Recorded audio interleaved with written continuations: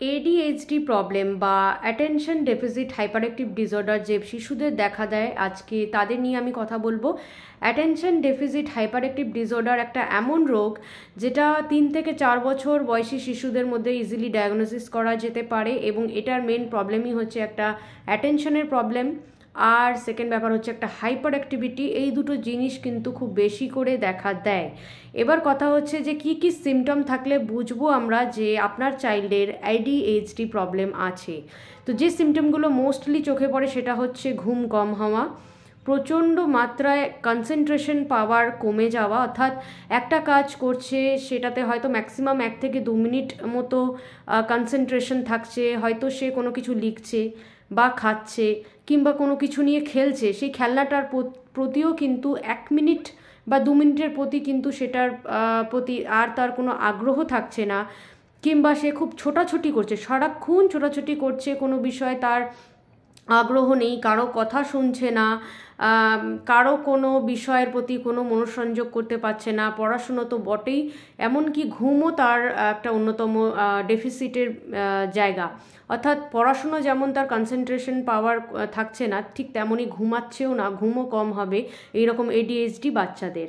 এছাড়া আরও যে বিষয়গুলো পরিলক্ষিত হয় সেগুলো হচ্ছে, হয়তো আপনি কারোর সাথে কথা বলছেন, অর্থাৎ প্যারেন্টসরা হয়তো কারোর সাথে কথা বলছে, কথার মাঝখানে কথা কেটে দিচ্ছে, কথা ঠিক করে বলতে দিচ্ছে না অন্য কাউকে, কিংবা নিজে শুনছে না কথাগুলো, আর একটা না কোনো কাজ সে দীর্ঘক্ষণ করতে পারছে না, খেলাধুলো হোক, পড়াশুনো হোক, ঘুম হোক, কোনো কিছুতেই কিন্তু কনসেন্ট্রেশন থাকছে না, এবং যে কনসিস্টেন্সি যেটাকে বলা হয় সেই কনসিস্টেন্সি কিন্তু একটানা থাকছে না। এই বিষয়গুলো থাকলে কিন্তু জানতে হবে আপনার চাইল্ডের এডিএইচডি প্রবলেম আছে।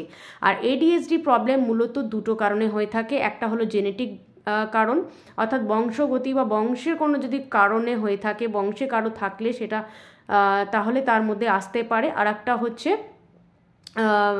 ম্যাটার্নাল কোনো সমস্যা যদি হয়ে থাকে, অর্থাৎ প্রি ডেলিভারি যদি মায়ের কোনো সমস্যা হয়ে থাকে, সেটা হতে পারে কোনো অ্যাংজাইটি, ডিপ্রেশন, সেটা ফিনান্সিয়াল কারণে, রিলেশনশিপের কারণে, হেলথের কোনো কারণে যদি মা অসুস্থ হয়ে থাকে, বা মানসিক কোনো ডিপ্রেশন, অ্যাংজাইটি হয়ে থাকে, মানসিক কোনো বিপর্যস্ততার মধ্যে দিয়ে যদি মা যায়, তাহলে সেই সময় কিন্তু ওই প্রবলেমের যে ইফেক্টগুলো শিশুর মধ্যে পড়ে থাকে, এবং পরবর্তীকালে দেখা যায় সেই শিশুর এই অ্যাটেনশন ডেফিসিট প্রবলেম হচ্ছে বা হাইপার অ্যাক্টিভিটি ডিসঅর্ডার দেখা যাচ্ছে, এবং এই যে প্রবলেমগুলো কিন্তু পারসিস্টেন্ট হচ্ছে, যত বয়স বাড়বে সেটাও বাড়তে থাকে।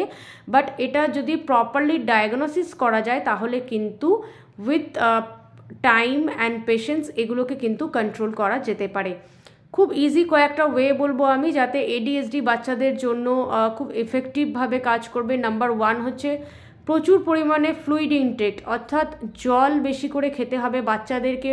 খুব বেশি করে জল খাওয়া এবং শরীরটাকে হাইড্রেট রাখা, ফলের রস, জল বা লিকুইড জাতীয় খাবার বেশি করে খেতে হবে, যাতে শরীরে আমাদের যে হাইড্রেশন পিএইচ লেভেল সেটা কিন্তু বাড়ে, এবং আমাদের পিএইচ লেভেল বাড়লে, হাইড্রেশনটা ঠিকঠাক থাকলে কিন্তু এই প্রবলেম অনেকটাই কম হবে।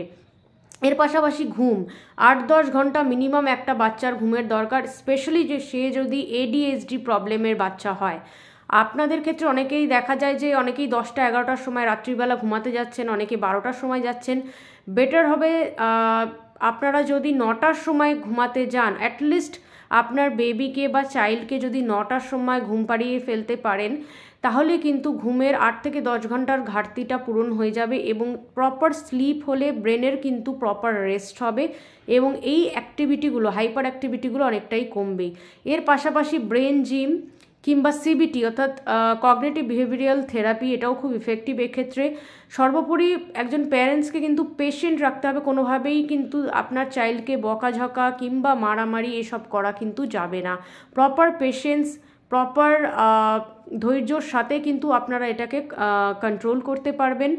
আর এর পাশাপাশি অ্যাক্টিভিটি, এক্সারসাইজ, দৌড়াদৌড়ি, স্কিপিং, তারপর কোনো রকম অ্যাক্টিভিটি যদি থাকে, অর্থাৎ ইনডোর আউটডোর বিভিন্ন গেম, এইগুলো খেলা হলে কিন্তু অনেকটাই এডিএইচডি প্রবলেমটা কন্ট্রোল হয়ে যাবে।